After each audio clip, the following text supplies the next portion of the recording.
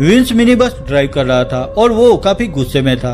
यहाँ विंस उस मोटी ज़ॉम्बी को बस के नीचे कुचल देता है। आखिर वो तीनों मुडली गांव से बाहर निकल चुके थे। अब विंस के खास फ्रेंड ग्रेहाम को दिखाया गया है, जिस पर उस ज़ॉम्बी ने हमला किया था, पर फिर भी लकीली वो बच गया था। अब जब विंस, ग्रेहाम और गेविन उस क्लोथ शॉप में थे, तब विंस ने एक वॉकी टॉकी ग्रेहाम को दिया था। ग्रेहाम उसी वॉकी से विंस से कांटेक्ट करता है। ग्रेहाम कहता है कि वो अभी जिंदा है और ढेर सारी डेड बॉडी के बीच फंसा हुआ है। यह सुनकर विंस ग्रेहाम से कहता है कि तुम वहीं पर रुको, हम अभी तुम्हें बचाने वहां पर आते।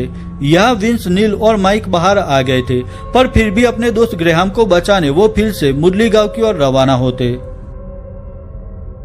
विंस फुल स्पीड में वो मिनी बस लेकर आगे बढ़ रहा था।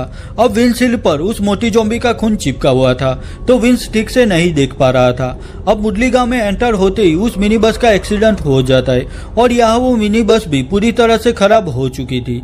अब विंस, नील और मिकी भी यहाँ से नहीं निकल सकते थे। वो सभी ज़ॉम्बी औरतें भी उनकी ओर आगे बढ़ रही थी। तीनों के पास सिर्फ गोल्फ स्टिक थी और वो स्टिक के साथ ज़ॉम्बी का मुकाबला करने के लिए रेडी थे। वहीं दूसरी ओर ग्रेहाम के पास वो डॉल्फिन कंट्रोल बॉक्स था। ग्रेहाम देखता है कि वहां मेन कंट्रोल बॉक्स का केबल सप्लाई से निकल चुका था और इसीलिए डॉल्फिन कंट्रोल बॉक्स शायद काम नहीं कर रहा था।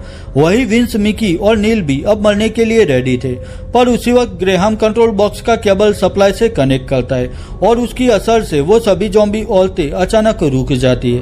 उस डिवाइस से एक ऐसी आवाज निकल रही थी जिसका असर सिर्फ औरतों पर ही हो रहा था। यह ग्रेहाम भी विंस, मिकी और विंस के पास आता है। वो उन्हें डॉल्फिन डिवाइस दिखाकर कहता है कि मैंने इस डिवाइस को ठीक कर दिया, अब इस डिवाइस से हम सभी ज़ॉम्बी को कंट्रोल कर सकते हैं।